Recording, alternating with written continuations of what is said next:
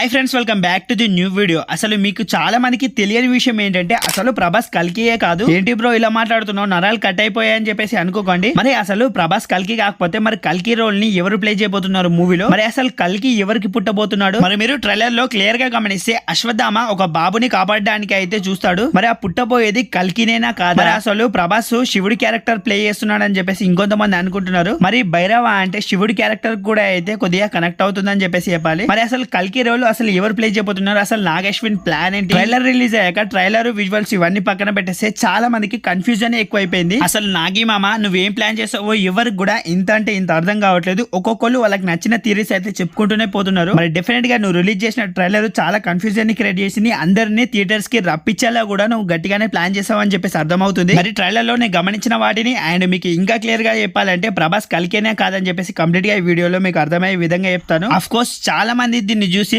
ముగ్గురు ప్రభాస్లు కనిపిస్తున్నారు కదా అని చెప్పేసి ఈ మూవీలో 3 మెంబర్స్ ప్రభాస్ అయితే ఉండబోతున్నారు, అదే ముగ్గురు ప్రభాస్ అయితే ఉండబోతున్నారు అని చెప్పేసి చాలా మంది అనుకుంటున్నారు. అందులో ఒకరు కల్కి, ఇంకో వేరే వేరే క్యారెక్టర్స్ అని చెప్పేసి మాట్లాడుతున్నారు. క్లియర్ గా మీకు అర్థమయ్యే విధంగా చెప్పాలంటే అది అయితే ఒక హోలోగ్రామ్. ఈ మూవీలో ముగ్గురు ప్రభాస్లు అయితే అసలు ఉండరు. ఇదైతే మీరు క్లియర్ గా అర్థం చేసుకోండి. హోలోగ్రామ్ ఏంటంటే అందుకే భైరవ అండ్ బుజ్జి సిరీస్ మనకు అర్థమయ్యే విధంగా ముందుగానే రిలీజ్ చేశారు. హోలోగ్రామ్ ఏంటంటే ఒకే వ్యక్తిని ఇద్దరు ముగ్గురులా చూపిస్తుంది అండ్ అందులో అసలు ఒరిజినల్ ప్రభాస్ ఎవరా అని చెప్పేసి ఎవరు గుర్తుపట్టలేరు. అంటే మీకు అర్థమయ్యే విధంగా ఎక్స్ప్లెయిన్ చేస్తున్నాను. ఎవరని చెప్పేసి క్లియర్ గా తెలియదు. నాకు తెలిసి అది ఫైట్ సీక్వెన్స్ కోసం అయితే మన ప్రభాస్ గారు అయితే ఈ మూవీలో వాడుతారు అనుకుంటా. ఎందుకంటే ఈ మూవీలో డెఫినెట్ గా ప్రభాస్ గారు ఫ్యూచర్ టెక్నాలజీని అయితే గట్టిగానే వాడుతున్నారు. మరి అది ఇంకా ఈ మూవీలో ఏ లెవెల్లో వాడుతున్నారు అని చెప్పేసి మనం మూవీ రిలీజ్ అయ్యాక చూడాలి. అండ్ మీరు ఇంకోటి క్లియర్ గా గమనిస్తే ఇక్కడ కనిపిస్తున్న వాటిలో అశ్వత్థామ హైట్ ని చూసుకోవచ్చు. డెఫినెట్ గా ఆఫ్టర్ లాంగ్ కురుక్షేత్రం కానివ్వండి, లేదంటే అప్పట్లో ఉన్న వాళ్ళు డెఫినెట్ గా హైట్ అయితే ఇప్పుడున్న జనరేషన్ వాళ్ళకన్నా ఖచ్చితంగా 2-3 ఫీట్స్ అయితే డెఫినెట్ గా ఎక్కువ ఉంటారు. అదే ఈ ట్రైలర్ లో మీరు చాలా చోట్ల అశ్వత్థామ హైట్ ని చూసుకున్నట్టయితే చాలా ఎక్కువగానే ఉంది. మరి అసలు అశ్వత్థామకు ఆ మనీ ఎవరు ఇచ్చారు, మరి ఆ మనీని ఎలా సంపాదించాడని చెప్పేసి మనం మూవీలో చూడాలి. శ్రీకృష్ణుని శాపం తర్వాత అసలు ఆ మనీ అశ్వత్థామకు అసలు ఉండదు.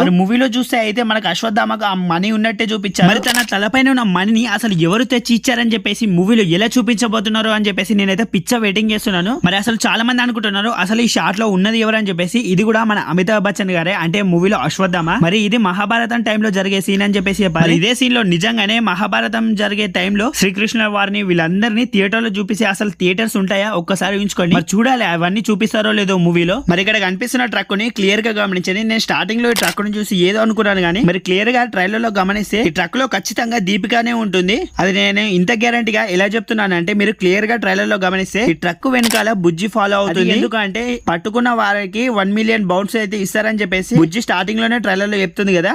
నాకు తెలిసి అది దీపికాని పట్టుకుంటేనే ఇస్తారని చెప్పేసి అనిపిస్తుంది. అందుకే ఈ ట్రక్ లోనే దీపికాని అయితే తనకు ప్రెగ్నెన్సీ ఉండడం వల్ల ఈ ట్రక్ లో తనను తీసుకువెళ్ళడం జరుగుతుంది. మరి మన భైరవకు ఎలాగో 1 మిలియన్ యూనిట్స్ కావాలి కాబట్టి తనను పట్టుకుంటే ఆ 1 మిలియన్ యూనిట్స్ వస్తాయి కాబట్టి తనని పట్టుకోవడానికే డెఫినెట్ గా మన బుజ్జితో భైరవ కలిసి అక్కడికి వెళ్తాడు. మరి ఆల్రెడీ మన భైరవని అయితే చూస్తే ఫ్యూచర్ టెక్నాలజీని అయితే గట్టిగా వాడుతున్నాడు. అండ్ అశ్వత్థామ హైట్ గానీ లేదంటే తనకు ఎలాగో సూపర్ పవర్స్ ఉన్నాయి అశ్వత్థామకు, తన స్పీడ్ గానీ లేదంటే తన పంచ్ పవర్ కు మన భైరవ ఎంత దూరం వెళ్లి పడుతున్నాడో మీరు ట్రైలర్ లో క్లియర్ గా గమనించవచ్చు. అండ్ తన తొక్కుతే కూడా భూమి ఎంతలా బద్దలవుతుందో కూడా మీరు ట్రైలర్ లో చూసే ఉంటారు. మరి మన అశ్వత్థామ పవర్స్ ని మన భైరవ ఎలా ఎదుర్కొంటాడో కూడా మనం థియేటర్ లో చూడాలి. మరి చాలా మందికి ప్రతి ఒక్కరికి ఉన్న డౌట్ ఏంటంటే అసలు ప్రభాస్ కల్కినేనా కాదని చెప్పేసి. మరి ఫస్ట్ ఆఫ్ ఆల్ మీకు 3 థియరీస్ చెప్తాను, క్లియర్ గా వినండి. ప్రభాస్ మేబీ కల్కి అయ్యి ఉండొచ్చు, అవ్వకపోయి ఉండొచ్చు. మరి అదేంటి బ్రో చెప్తానని చెప్పేసి కన్ఫ్యూజ్ చేస్తున్నాం అని చెప్పేసి అనుకోకండి. క్లియర్ గా వినండి. ప్రభాస్ కల్కి అయ్యి ఎలా ఉంటాడంటే లాస్ట్ లో నాగశ్విన్ మామ స్టోరీని అటు తిప్పి ఇటు తిప్పి కల్కి అవతారం ప్రభాసే అని చెప్పేసి క్లియర్ చేస్తాడు. లేదంటే ఒకవేళ ప్రభాస్ కల్కి కాకుంటే కనుక ప్రభాస్ కి ఒకవేళ బిడ్డ పుడితే కల్కిలా అయితే అవతరిస్తారా అని చెప్పేసి మనం మూవీలో చూడాలి. మరి ప్రభాస్ కి బిడ్డ ఎందుకు పుడతాడు బ్రో అని చెప్పేసి అనుకోకండి. మరి ఒకవేళ ఎందుకు పుడతాడని చెప్పేసి అన్నానంటే ఈ మూవీలో ఎలాగో ప్రభాస్ అండ్ దిశా పాటనే ఉన్నారు అండ్ వీళ్ళిద్దరు లవ్ లో కూడా ఉంటారు. అందుకే దిశా పాట అని ప్రభాస్ ని నీకు నువ్వంటేనే బాగా ఇష్టం భైరవ అని చెప్పేసి అంటుంది. మరి ఒకవేళ నాగశ్విన్ మామ వీళ్ళిద్దరి మధ్య లవ్ స్టోరీని పెట్టాడంటే ఒకవేళ ప్రభాస్ కి కల్కి అవతారాన్ని జన్మించేలా చేస్తాడు అని చెప్పేసి మూవీలో చూడాలి మనం. మరి వీళ్ళిద్దరికి అసలు కల్కి జన్మించాడు లేదంటే దీపికాకే కల్కి జన్మించే ఛాన్సెస్ ఎక్కువ ఉన్నాయని చెప్పేసి అనిపిస్తుంది. ఎందుకంటే ఇక్కడ కనిపిస్తున్న 1 మిలియన్ యూనిట్స్ లో కూడా పైన తన పేరు అండ్ 80 అని ఇవ్వడం జరిగింది.